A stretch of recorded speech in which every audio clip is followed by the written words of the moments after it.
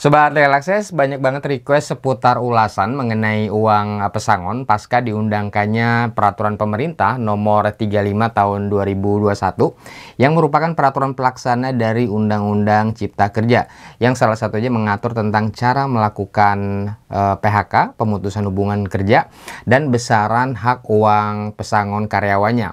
Sebelum diterbitkannya PP nomor 35 tahun 2021 ini sebenarnya kami sudah pernah membuat videonya ya. Tapi tentu saja waktu itu belum lengkap karena peraturan pelaksananya PP nomor 35 tahun 2021-nya belum diundangkan. Nah, di video kali ini kita akan membahasnya secara lebih lengkap, baik prosedur PHK, cara menghitung uang pesangonnya, rumusannya, dan juga contoh cara ngitung uang pesangonnya. Tapi mungkin agak panjang ya. So, simak terus video ini sampai habis ya.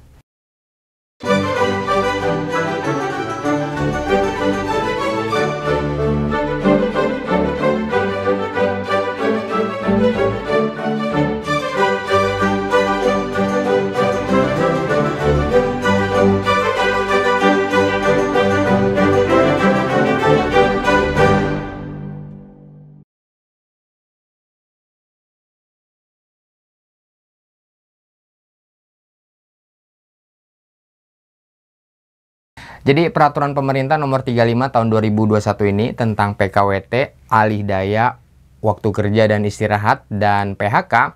PP ini merupakan peraturan pelaksana dari Undang-Undang Cipta Kerja, Undang-Undang nomor 11 tahun 2020, khususnya sebagai pelaksanaan dari pasal 81 dan pasal 185 huruf B Undang-Undang Cipta Kerja. Secara prinsip, aturan umumnya hampir sama seperti di Undang-Undang Ketenagakerjaan sebelumnya di Undang-Undang Nomor 13 Tahun 2003, di mana pengusaha dan karyawan, termasuk juga serikat pekerja dan pemerintah, harus berupaya dengan segala cara agar tidak terjadi PHK. Jadi awalnya ya semua pihak harus mengusahakan nih agar PHK itu tidak terjadi, karena ini kan akan nentuin nasib orang ya. Tapi kadang-kadang dalam prakteknya PHK itu nggak bisa dihindari. Dan kalau memang tidak bisa dihindari, maka pertama maksud dan alasan PHK itu harus diberitahukan dulu oleh pengusaha kepada karyawannya atau ke serikat pekerjanya. Jadi nggak tiba-tiba langsung di PHK aja, ada proseduralnya. Oh ya, kalau di PP nomor 35 ini, begitu juga di Undang-Undang Ketenagakerjaan sebelumnya, itu sebenarnya nggak dikenal ya istilah karyawan. Istilah yang digunakan di undang-undang maupun di PP ini istilahnya adalah pekerja atau buruh. Tapi karena istilah ini kita sudah familiar, kita udah biasa, maka di video ini kita akan menggunakan istilah karyawan sebagai pengganti istilah pekerja atau buruh. Ini cuma karena kita udah terbiasa aja dengan istilah tersebut. Nah, prosedur PHK-nya tadi kan pengusaha harus memberitahukan dulu ya soal PHK ini ke karyawannya atau ke serikat pekerjanya. Pemberitahuan itu disampaikan dalam bentuk surat, harus dalam bentuk surat. Surat pemberitahuan PHK. Jadi pengusaha memberikan surat pemberitahuan PHK kepada karyawannya. Kemudian surat itu harus disampaikan kepada karyawannya itu secara sah dan patut oleh pengusaha dalam jangka waktu paling lama 14 hari sebelum PHK. Artinya sebelum PHK tersebut berlaku secara efektif. Nah, jadi supaya dianggap sah dan patut, maka perlu diperhatikan juga nih kondisinya, syarat-syaratnya. Artinya perlu benar-benar dipastikan bahwa pemberitahuan itu oleh pengusaha harus disampaikan dengan surat. Dan surat itu memang sudah diterima oleh karyawan yang bersangkutan. Jadi paling tidak harus ada tanda terima surat pemberitahuannya yang ditandatangani oleh karyawan. Bukti bahwa karyawan sudah menerima surat pemberitahuan PHK-nya. Jadi jangan sampai pengusaha bilang sudah memberitahukannya ke karyawan, tapi pengusaha nggak punya buktinya, nggak punya tanda terima suratnya sebagai bukti kalau surat pemberitahuan itu memang sudah diterima oleh karyawan yang akan di PHK. Kalau formalitas ini tidak terpenuhi, tentunya nanti bisa dianggap cacat formil ya. Nah, kalau karyawan sudah menerima surat pemberitahuan PHK, lalu karyawannya menerima atau tidak menolak dilakukannya PHK tersebut, maka pengusaha harus melaporkan PHK itu ke Kementerian Ketenagakerjaan. Nah, masalahnya sekarang kalau karyawannya menolak PHK. Karyawan sudah menerima surat pemberitahuan PHK dari pengusaha, tapi menolak dilakukannya PHK tersebut. Kalau karyawan menolak PHK, maka dalam jangka waktu 7 hari setelah menerima surat pemberitahuan PHK itu, karyawan harus membuat surat penolakan PHK-nya. Dan pastinya harus disertai juga dengan alasan penolakannya ya. Dan di sini jangan lupa juga kalau memang karyawan itu menolak untuk di PHK, maka surat penolakan PHK itu juga harus dibuat dan diserahkan ke pengusaha sebagai jawaban dari surat pemberitahuan PHK-nya.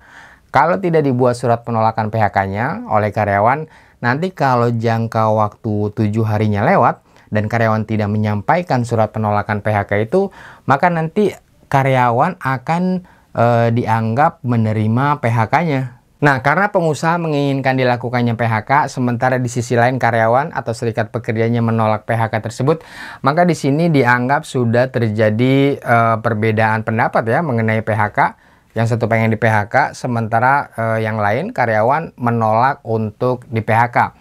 Perbedaan pendapat ini harus dirundingkan oleh pengusaha dan karyawan atau oleh serikat pekerjanya. Dan ini disebut juga perundingan bipartit, perundingan dua pihak antara pengusaha dan karyawan untuk menyelesaikan perbedaan pendapat mereka soal PHK-nya.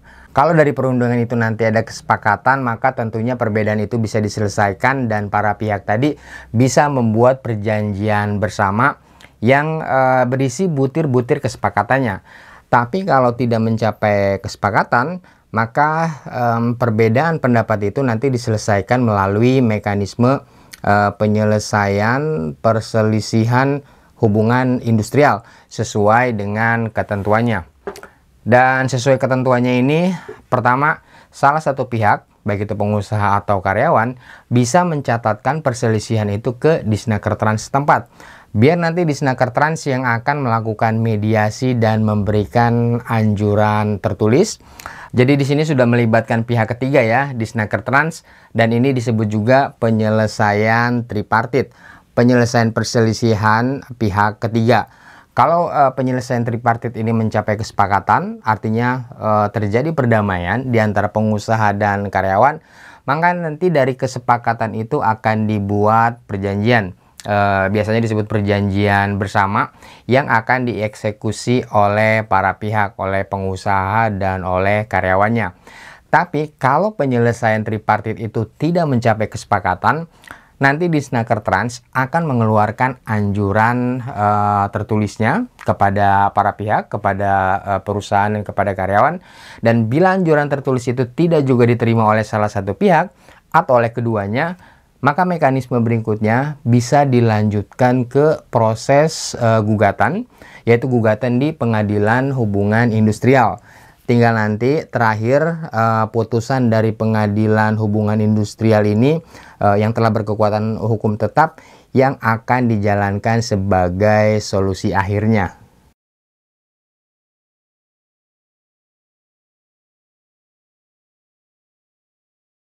Nah, dengan dilakukannya PHK tadi berdasarkan prosedural tadi, maka tentunya ini akan menimbulkan akibat hukum ya sebagai bentuk konsekuensinya. Sama seperti di Undang-Undang Ketenagakerjaan sebelumnya, di Undang-Undang Nomor 13 Tahun 2003, akibat hukum ini adalah lahirnya kewajiban pengusaha untuk membayar uang pesangon, uang penghargaan masa kerja, dan uang penggantian hak kepada karyawannya. Jadi ketiga hak ini juga sama seperti yang ada di Undang-Undang Ketenagakerjaan sebelumnya sebagai bentuk akibat hukum dari dilakukannya PHK. Kalau kita mengacu pada ketentuan yang baru ini di PP nomor 35 tahun 2021, khususnya di pasal 40 ayat 2, maka di sana ditentukan besaran standar uang pesangon yang memang menjadi hak dari karyawan. Standar besaran uang pesangon ini ditentukan berdasarkan masa kerja karyawan, Besaran uang pesangon ini nilainya bukan nilai final ya. Ini hanya patokan standarnya saja dalam menghitung uang pesangon karyawan. Karena perhitungan uang pesangon karyawan secara final ini masih ditentukan lagi oleh alasan-alasan dilakukannya PHK. Jadi untuk menghitung uang pesangon karyawan secara final sebenarnya ukurannya ada dua, yaitu masa kerja karyawan dan alasan dilakukannya PHK. Kadang-kadang dalam prakteknya kita menghitung uang pesangon ini hanya berdasarkan masa kerja karyawan saja ya. Seharusnya selain masa kerja, alasan dilakukannya PHK juga menjadi faktor yang cukup menentukan perhitungan final dari uang pesangon karyawan. Nah, untuk standar perhitungannya sesuai pasal 40 ayat 2 di PP nomor 35 tahun 2021, maka besar uang pesangon karyawan berdasarkan masa kerjanya ini, pertama, untuk karyawan yang masa kerjanya kurang dari 1 tahun, uang pesangonnya itu 1 bulan upah.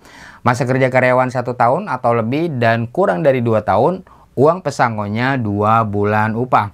Masa kerja karyawan 2 tahun atau lebih, tapi kurang dari 3 tahun, uang pesangonnya 3 bulan upah. Masa kerja karyawan yang 3 tahun atau lebih dan kurang dari 4 tahun, uang pesangonnya 4 bulan upah. Dan begitu seterusnya sampai masa kerjanya itu 7 tahun atau lebih, tapi kurang dari 8 tahun. Ini uang pesangonnya 8 bulan upah. Dan untuk karyawan yang masa kerjanya lebih dari 8 tahun, ini besar uang pesangonnya sama, maksimal sampai 9 bulan upah. Jadi kalau karyawan itu masa kerjanya 9 tahun, 10 tahun, 11 tahun, dan seterusnya, ini besarnya uang pesangonnya sama, besar maksimal 9 bulan upah. Sedangkan untuk uang penghargaan masa kerjanya, ini juga sama sifatnya standar, patokan standarnya, dan juga ditentukan berdasarkan masa kerja karyawan yang nanti untuk finalnya harus dikalikan lagi dengan faktor pengali berdasarkan alasan dilakukannya PHK. Untuk standar uang pesangon ini diatur dalam pasal 40 ayat 3 di PP nomor 35 tahun 2021, dan perhitungan standarnya di sana ditentukan berdasarkan masa kerja per 3 tahun. Besar standar uang penghargaan masa kerja ini, pertama untuk karyawan yang masa kerjanya 3 tahun atau lebih, tapi kurang dari 6 tahun, uang penghargaan masa kerjanya 2 bulan upah. Jadi kalau masa kerja karyawan itu belum sampai 3 tahun tapi sudah di PHK, tidak mendapat uang penghargaan masa kerja ya. Lalu kalau masa kerjanya 6 tahun atau lebih tapi kurang dari 9 tahun, uang penghargaan masa kerjanya 3 bulan upah. Dan untuk karyawan yang masa kerjanya 9 tahun atau lebih tapi kurang dari 12 tahun, uang penghargaan masa kerjanya ini besarnya 4 bulan upah. Begitu juga karyawan yang masa kerjanya 12 tahun atau lebih tapi kurang dari 15 tahun, uang penghargaan masa kerjanya sebesar 5 bulan upah. Dan begitu seterusnya dalam hitungan per 3 tahun sampai masa kerja karyawan maksimal 24 tahun atau lebih. Uang penghargaan masa kerjanya sama sampai maksimal 10 bulan upah. Jadi misalnya kalau karyawan itu masa kerjanya 24 tahun atau 25 tahun atau 26 tahun dan seterusnya, maka besarnya uang penghargaan masa kerjanya itu sama, yaitu maksimal 10 bulan upah.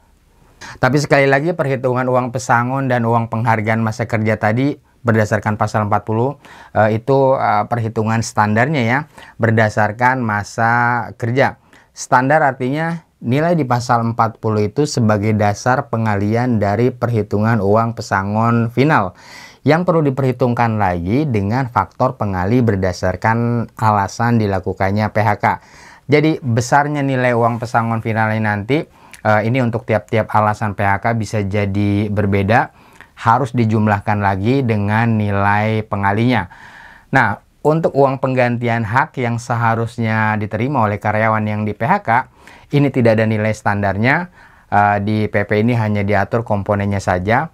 Yang masuk ada dalam kategori sebagai uang penggantian hak ini antara lain cuti tahunan, biaya atau ongkos pulang karyawan dan keluarganya ke tempat di mana karyawan itu diterima bekerja, dan hal-hal lain yang ditetapkan di perjanjian kerja dan di dalam peraturan perusahaannya. Dan tidak ada nilai standarnya ya untuk uang penggantian hak ini. Jadi dikembalikan lagi kepada besarnya hak-hak tersebut. Hak-hak yang memang seharusnya diterima oleh karyawan, yang biasanya ketentuannya ini ada di perjanjian kerja dan di peraturan perusahaan.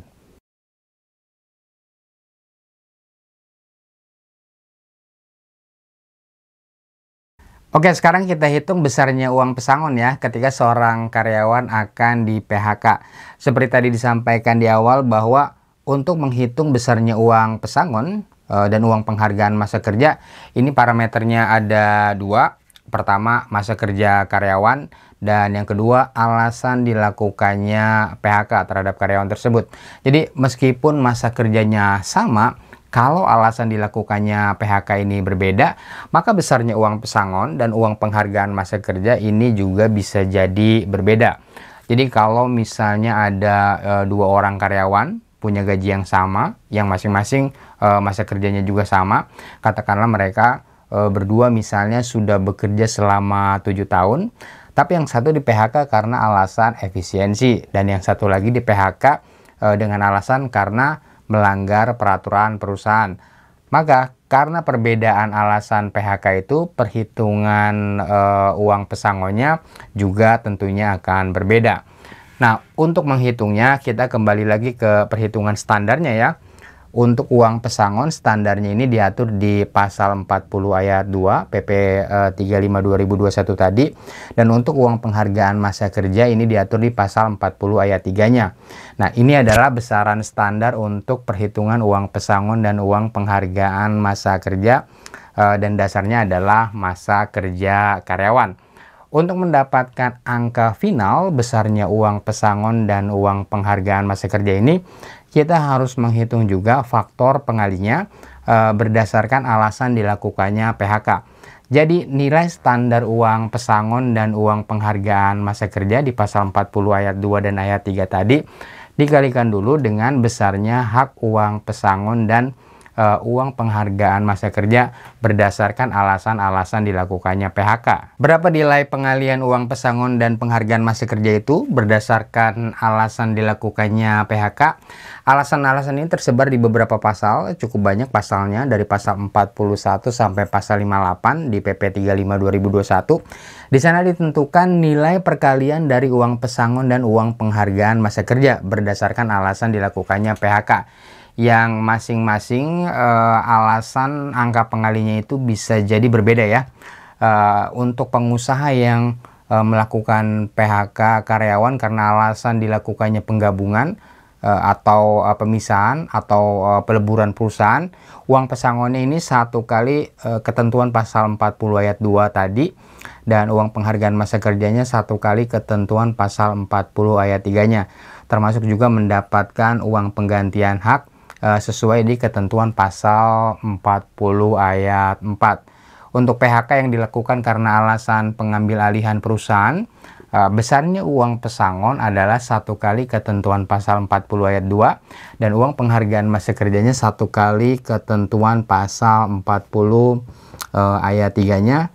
Dan kalau pengambil alihan perusahaan itu menyebabkan terjadinya perubahan syarat-syarat kerja, artinya syarat-syarat kerja yang berlaku di perusahaan itu jadi lebih rendah dan karyawan tidak bersedia melanjutkan hubungan kerjanya, maka perusahaan bisa melakukan PHK dengan kompensasi uang pesangonnya 0,5 kali ketentuan pasal 40 ayat 2, dan uang penghargaan masa kerjanya satu kali ketentuan pasal 40 ayat 3-nya.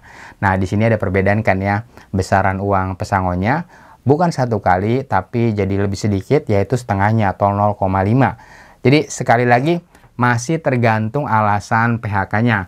Harus dikalikan dulu dengan faktor pengali sesuai alasannya. Begitu juga kalau perusahaan melakukan efisiensi karena mengalami kerugian, maka besarnya uang pesangon 0,5 dikali ketentuan pasal 40 ayat 2, dan uang penghargaan masa kerjanya satu kali ketentuan pasal 40 ayat 3-nya. Serta berhak mendapatkan uang penggantian hak sesuai di ketentuan pasal 40 ayat 4.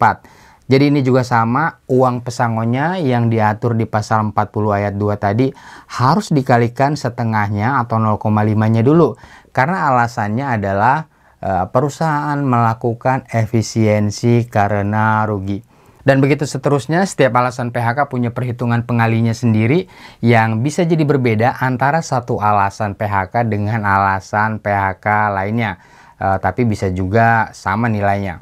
Oh ya, kami sudah merangkum daftar angka perkalian ini berdasarkan alasan-alasan PHK-nya ya, yang kalau di PP nomor 35 tahun 2021 tersebar di cukup banyak pasal, di beberapa pasal dari pasal 41 sampai pasal 58. Kami sudah merangkum daftarnya, alasan-alasan PHK tadi dalam format PDF, dan silakan saja kalau Anda mau mendownloadnya secara lengkap. Anda tinggal mengikuti saja linknya di kotak deskripsi di bawah ini. Silakan Anda download daftar lengkapnya ya.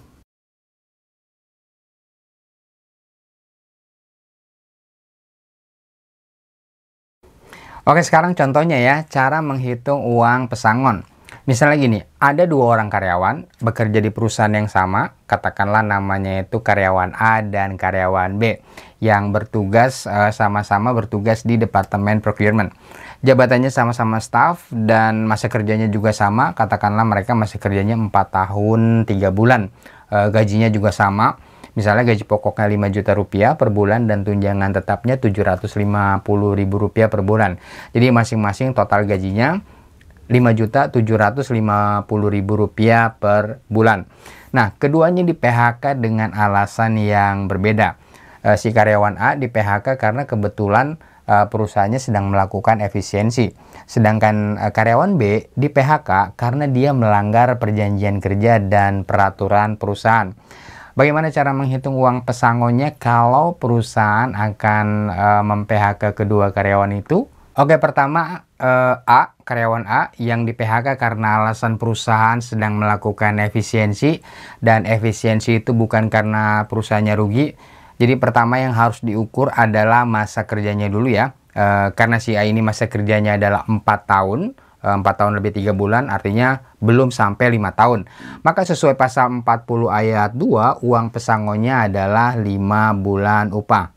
Jadi total gajinya, gaji pokok plus tunjangan tetap, totalnya itu 5.750.000 rupiah. Nah, gaji total ini dikali 5 bulan upah sama dengan 28.750.000 rupiah. Lalu uang pesangon 5 bulan upah ini dikali faktor pengalinya berdasarkan alasan PHK, yaitu efisiensi perusahaan bukan karena kerugian, sesuai pasal 43 ayat 2 di PP 35 2021.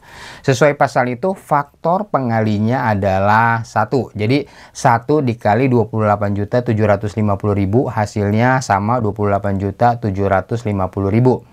Untuk uang penghargaan masa kerjanya, sesuai pasal 40 ayat 3 ini adalah 2 bulan upah. Jadi gaji pokok ditambah tunjangan tetapnya dikali 2 bulan upah sama dengan 11.500.000 rupiah. Kemudian hasilnya dikali lagi dengan faktor pengali sesuai alasan PHK, sesuai pasal 43 ayat 2 yaitu 1. Jadi 11.500 dikali 1 hasilnya 11.500.000 rupiah.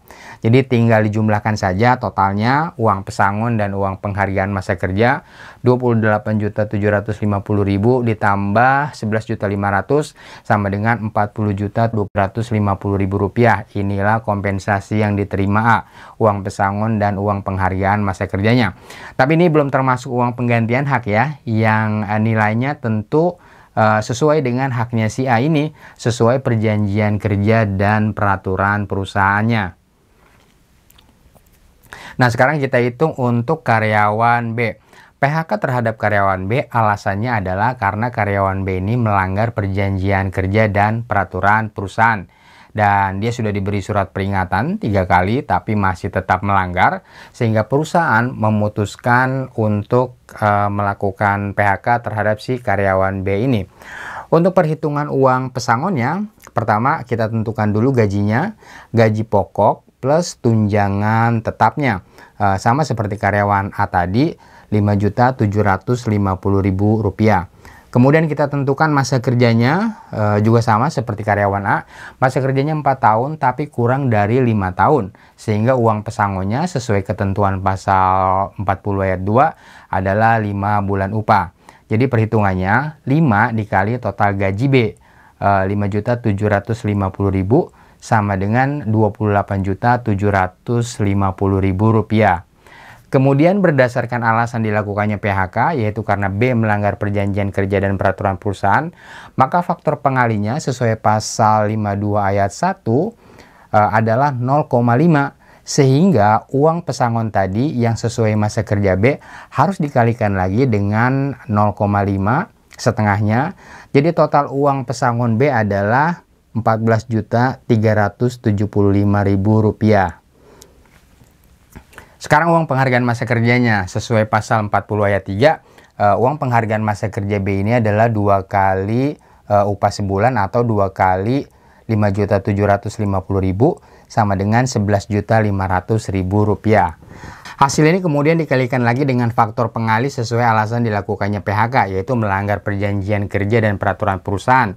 Yang sesuai pasal 52 ayat 1 adalah 1 kali ketentuan pasal 40 ayat 3. Jadi 1 dikali 11.500 hasilnya sama dengan Rp11.500.000.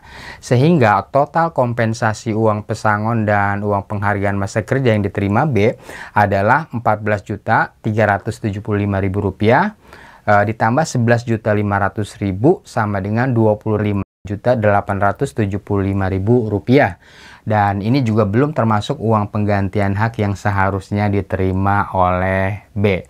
Nah, jadi kalau kita bandingkan PHK keduanya, karyawan A dan karyawan B, meskipun masa kerja mereka sama, gajinya juga sama, tapi kalau alasan PHK-nya berbeda, maka hasil akhirnya uang kompensasinya bisa juga berbeda.